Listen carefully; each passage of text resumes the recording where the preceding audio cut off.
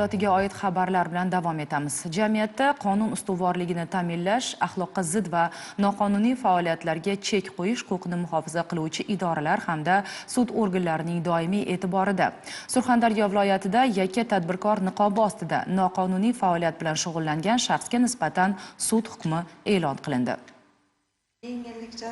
Suddan yengillik so'rayotgan mana bu ayolning qilmishini hech bir so'z bilan oqlab bo'lmaydi. U tadbirkor sifatida massajxona ochgan va keyinchalik uni fohishaxonaga aylantirgan. Hech kimga jinsaloq qildingiz? Ish hujjatlariga ko'ra, Termiz shahrida yashovchi 1998-yilda tug'ilgan ayol 2026-yilning yanvar oyidan boshlab yakka tartibdagi tadbirkor sifatida ro'yxatdan o'tadi va massaj xizmatini yo'lga qo'yadi. Biroq tibbiy massajdan keladigan daromadga qanoatlanmagan shekilli qo'shmachilik yo'liga o'tadi. Joriy yilning 13-fevral kuni tungi soat 1lar atrofida mo'maygina pul evaziga shartli mijozning qo'l ostida ishlovchi 21 yoshli ayol bilan fahsh ishlarni bajarishlari uchun sharoit yaratib bergan. Xizmat haqqi evaziga esa 800 ming so'm pul talab qilingan. Bu kishi ishchi qizim. Bu kishi klient. Hurmatli fuqaro, jami necha pul taqdim qildingiz? Mana aytayapman. 800 ming so'm. 800 ming so'm o'rtog'ingiz bilan birga 100 ming talik kupyuradagi mana shu pulmi? Shu pul. Sanang.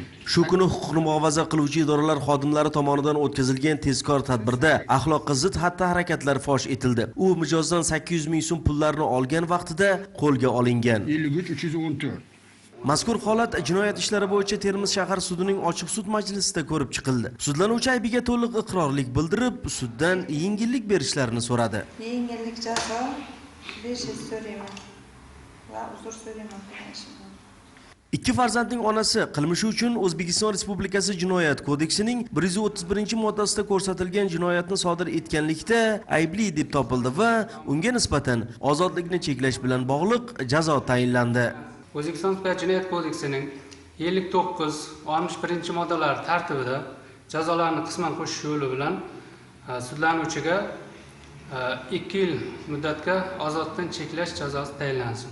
Bu kabi xatti-harakatlar nafaqat qonun talablariga zid, balki jamiyat axloqiy me'yorlariga ham mutlaqo to'g'ri kelmaydi. Bunday yo'lning nihoyasi har jihatdan og'ir oqibatlarga olib kelishi mumkinligini unutmaslik lozim. Sobit Qaynarov, Eshquvvat Himmatov, Zamon informatsion tahliliy dasturi